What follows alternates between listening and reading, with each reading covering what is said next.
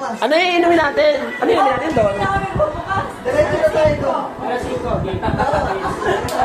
Ano yung inumin natin doon? Red Doors kami. Ano yung inumin natin sa Red Doors? Red Doors. Ulis yun.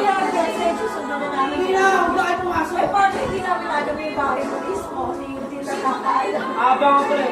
Yan, nandito na kami sila. Basta sagot mo yung ano, ulo ng ano? Pumunta lang kayo, wala na kayong iisipin pa iba na. Ulo ng baboy Ang na... baboy, Red Doors, Alfonso, Tsaka yung sabi mo kanina ihaw na dito ka ng baboy. Isaw na baboy. Ulam. Ano ulam? Ulam, papaluto ka mo. Ano ba gusto mo lang? Dito ka na.